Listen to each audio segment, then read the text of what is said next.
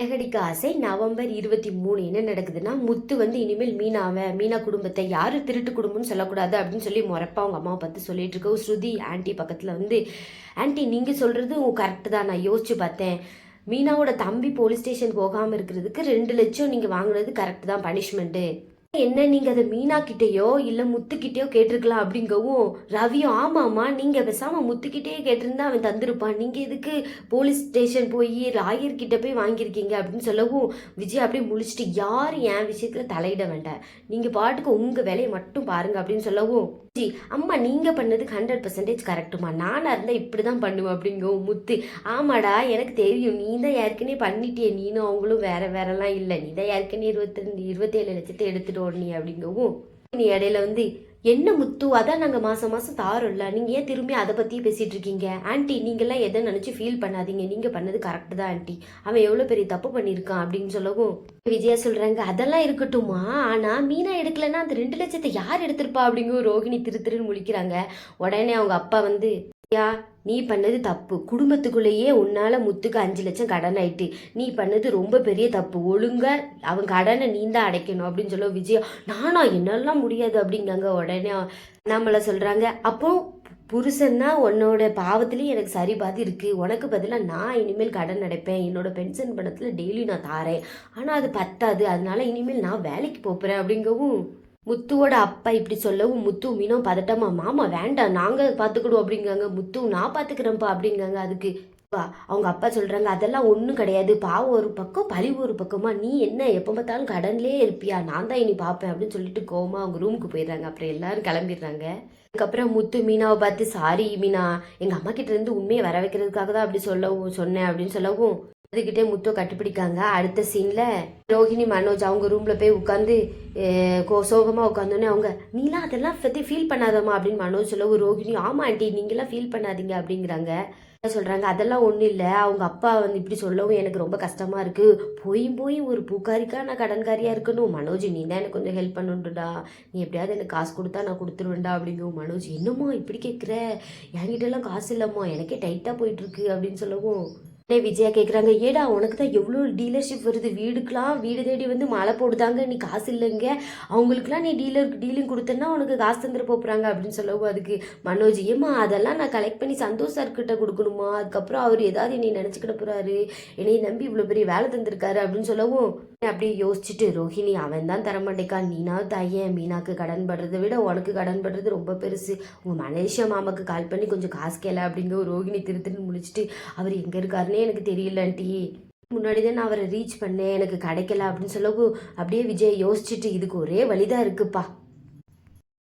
விஜயா மனோஜை பார்த்து மனோஜ் நீ மலேசியாக்கு டிக்கெட் போடு, அவங்க அப்பாவை பார்த்து அவங்க கிட்ட இருந்து நான் காசு வாங்கிட்டு வரேன், ரோஹிணிக்காக எப்படி தருவாங்கல்ல அப்படின்னு சொல்லி ரோஹிணி தூக்கி வாரி போட்டுட்டு ஆண்டி அங்கெல்லாம் நம்ம போக முடியாது அவ்வளோ சீக்கிரத்தில், ரொம்ப கஷ்டம், அப்படியே போனாலும் மனு போட்டு பார்க்குறதுக்கு 3 மாதம் ஆகும் அப்படின்னு சொல்லவும் விஜயா அதெல்லாம் ஒன்றும் பரவாயில்ல இருந்து பார்த்துட்டு வரலாம் அப்படின்னு சொல்கிறாங்க. உடனே ரோஹிணி என்ன பண்ணன்னு தெரியாமல் ஆண்டி அதுக்கப்புறம் நம்ம அங்கே போனோன்னா அந்த கேஸில் நமக்கும் சம்மந்தம் இருக்குது, நம்மளையும் பிடிச்சி உள்ளே போட்டுருவாங்க அப்படின்னு சொல்கிறாங்க.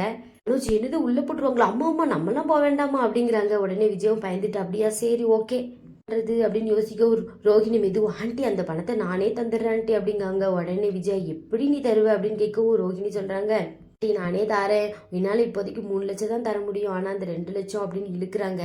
விஜய் அந்த 2 லட்சத்துக்கு என்ன பண்ணுன்னு எனக்கு தான் தெரியும், உடனே போலீஸில் கம்ப்ளைண்ட் கொடுக்கணும் அப்போதான் அது வரும் அப்படிங்கிறாங்க. உடனே ரோஹிணி அதெல்லாம் வேண்டாம் அப்படிங்கிறாங்க. இல்லை 2 லட்சம் யார் எடுத்தாலும் கண்டிப்பாக கம்ப்ளைண்ட் கொடுத்தே ஆகணும்னு சொல்லிட்டு அவங்க ரூம்லேருந்து வெளியே போயிடுறாங்க. விஜய் அவங்க ரூம்லேருந்து வெளியே போகணுன்னே மனோஜ் கதவை பூட்டிட்டு ரோஹிணிகிட்ட போய் என்ன ரோஹிணி இப்படிலாம் பண்ணுற, அதான் தர முடியாதுன்னு நான் எப்படிலாம் சொன்னேன், சந்தோஷத்தை கொடுக்கணும் அப்படி இப்படின்னு சொன்னேன்ல, நீ அதே மாதிரி ஏதாவது சொல்லி சமாளிக்க வேண்டியதானே அப்படின்னு சொல்லவும் ரோஹிணி அதுக்கு என்ன பண்ணுறது மனோஜ் கொடுத்த பணம் இருக்குல்ல அப்படின்னு சொல்லவும் அதுக்கு மனோஜ் சொல்கிறாங்க அதெல்லாம் இப்போ சுத்தமாக கிடையாது, பிஸ்னஸ்ஸு பார்ட்டி அது இதுன்னு எல்லாம் செலவாயிடுச்சு அப்படிங்கவும் ரோஹிணி கோவமாக போய் நீ என்கிட்ட இது முன்னுக்கூட்டி சொல்ல வேண்டியதானே அப்படின்னு சண்டை போடுறாங்க. மனோஜ் என்னோட பர்சனல் யூஸ்க்குலாம் நான் பண்ணலை, எல்லாமே பிஸ்னஸ்க்காக தான் பண்ணியிருக்கேன் அப்படின்னு சொல்கிறாங்க. நீ எதுக்கு கொடுக்குன்னு சொன்னேன் அப்படின்னு சொல்ல ரோஹிணி சொல்கிறாங்க பரவாயில்ல நீ தரமாட்டல, என்னோட தாலியை தான் வித்தாகணும் அப்படிங்காங்க. உடனே மனோஜ் நம்ம எதுக்கு அதுக்காக கொடுக்கணும், நம்மக்கிட்ட எனக்கு ஆசை இருக்குது அப்படின்னு மனோஜ் கேட்குறாங்க. ரோஹிணி அதெல்லாம் எனக்கு தெரியாது, நான் ஆண்டிகிட்ட தாரேன்னு சொல்லிட்டல அப்படின்னு சொல்லிட்டு இருக்காங்க. அதோட அந்த சீன் முடியுது. அப்புறம் ரோஹிணி அவங்க ஃப்ரெண்டு ரோட்டில் நின்று பேசிகிட்டு இருக்காங்க. அவங்க ஃப்ரெண்டு, ஏண்டி உங்கள் புருஷன் எவ்வளோ பெரிய ஷோரூம் வச்சுருக்காரு, ஒரு 5 லட்சம் உன்னால் ரெடி பண்ண முடியாதா அப்படிங்கிற ஒரு ரோஹிணி அதுக்கு சொல்கிறாங்க. ஏடி நாங்களே இப்போ தான் புதுசாக ஸ்டார்ட் பண்ணியிருக்கோம், அதுக்குள்ளே எப்படி 5 லட்சம் வரும், எல்லாத்தையும் விற்றதுக்கப்புறம் தான் எங்களுக்கு ப்ராஃபிட்டே நிற்கும் அப்படின்னு சொல்லவும் உடனே அவங்க ஃப்ரெண்டு சொல்கிறாங்க, கர்மா இஸ் பூமரிங் அப்படிங்கிறது கரெக்டாக இருக்குது, உன்னால தான் அவங்களுக்கு பிரச்சனையாச்சு, நீ வீடியோ எடுத்து சிட்டிட்ட கொடுத்ததுனால தான் அவன் போலீஸ் போனான், அதனால அவங்க 5 லட்சம் பெரட்டி கொடுத்தாங்க, அதுலேருந்து உனக்கு 2 லட்சம் கிடச்சிச்சு, 2 லட்சத்துக்கு மேலே 3 லட்சமாக நீ கொடுக்க வேண்டியிருக்கு, பாத்தியா நீ செஞ்சது உனக்கே வருது அப்படின்னு சொல்ல ரோஹிணி சொல்கிறாங்க, நான் எங்கே நினச்சேன் முத்துக்கு தெரியாமல் அந்த 2 லட்சத்தை எடுத்து கொடுத்தா தேல் கொட்டின மாதிரி வீட்டிலே இருப்பாங்கன்னு பார்த்தா அவங்க பாட்டுக்கு பிரச்சனையை வேற மாதிரி திருப்பி விட்டுட்டாங்க அப்படின்னு சொல்றாங்க. ஃப்ரெண்டு திரும்பி கிண்டல் பண்றாங்க, கெடுவான் கேடு நினைப்பான் அப்படிங்கிற ஒரு ரோஹிணி, என்னை பார்த்து கெட்டவன் சொல்றியா அப்படிங்கிறாங்க. உங்க ஃப்ரெண்டு, நான் அப்படிலாம் சொல்லலடி அப்படிங்கிற ஒரு ரோஹிணி, நான் கஷ்டப்பட்டு சம்பாதிச்ச எல்லா பணமும் இப்படி வேஸ்டா போகுது அப்படின்னு சொல்லுவோம். உங்க ஃப்ரெண்டு, மீனாவும் முத்தும் கஷ்டப்பட்டு தானே கடன் வாங்கி கொடுத்தாங்க. ரோஹிணி அவங்க ஃப்ரெண்டை பார்த்து, என்ன நீ அடிக்கடி மீனாக்கே இப்போல்லாம் சப்போர்ட் பண்ணுற அப்படின்னு சொல்லவும் அவங்க ஃப்ரெண்டு சொல்கிறாங்க, நான் அதுக்காக சொல்லலடி, நீ அந்த வீடியோ மட்டும் லீக் பண்ணாமல் இருந்தால் இப்போ இவ்வளோ பெரிய பிரச்சனையே நடந்திருக்காது அப்படின்னு சொல்லவும் அதுக்கு ரோஹிணி, அந்த பிஏவை சமாளிக்கிறதுக்காக தான் நான் கொடுத்தேன் அப்படின்னு சொல்கிறாங்க. உடனே அவங்க ஃப்ரெண்டு, ஆமாம் இப்போ உன் பிரச்சனை தீர்ந்துதாகும் அப்படின்னு சொல்லவும் ரோஹிணி, நான் நினச்ச எதுவுமே நடக்கலை அப்படின்னு சொல்கிறாங்க. அவங்க ஃப்ரெண்டு, பரவாயில்ல நீ இப்போ தாலியை விற்று உங்கள் ஆண்டிக்கு பணம் கொடுத்துருவேன், அதுக்கப்புறம் அந்த 2 லட்சத்தை தேடி அவங்க போலீஸ் ஸ்டேஷனில் கம்ப்ளைண்ட் கொடுப்பாங்க, அப்பவும் நீ தானடி மாட்டுவ அப்படின்னு கேட்கும். அதுக்கு ரோஹிணி, அதுக்கு தான் இப்போ நான் ஒரு பிளான் வச்சுருக்கேன், அடுத்து நான் பார்வதி ஆண்டி வீட்டுக்கு போய் அங்கேயே காசை வைக்க போகிறேன், அதை பற்றி தான் நான் யோசிச்சுட்டு இருக்கேன் அப்படின்னு சொல்லிட்டு அந்த சீன் முடியுது.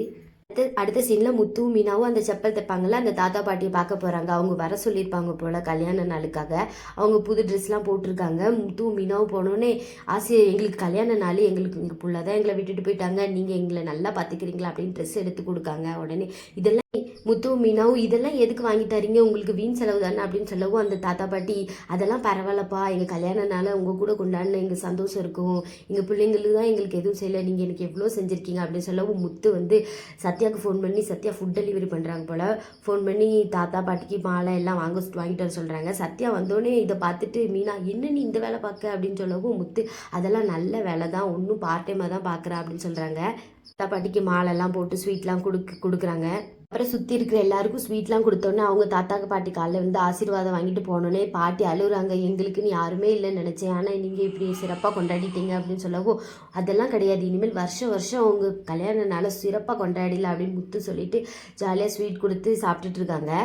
அடுத்த சீனில் ரோஹிணி பார்வதி ஆண்டி வீட்டுக்கு போயிருக்காங்க. அங்கே போயிட்டு பார்வதி ஆண்டி, போன வாட்டி நீ வந்தலாமா, எனக்கு தலைவலிலாம் பறந்து போயிட்டு அப்படின்றாங்க. உடனே ரோஹிணி, எனக்கே இப்போ பெரிய தலைவலியாக இருக்குது, வீட்டில் ஒரே பிரச்சனை ஸ்ட்ரெஸ்டாக இருக்குது, 2 லட்சம் காணாமல் போனதுக்கப்புறம் அங்கிள் வந்து ஆண்டி 5 லட்சம் நீ தான் கொடுக்கணும் அப்படின்னு சொல்லிட்டாங்க, ஏதாவது பிரச்சனை சரி பண்ண முடியுமா அப்படின்னு யோசிச்சு தான் நான் இங்கே வந்திருக்கேன் அப்படின்னு சொல்லவும் அவங்க அப்படியே முழிக்கிறாங்க.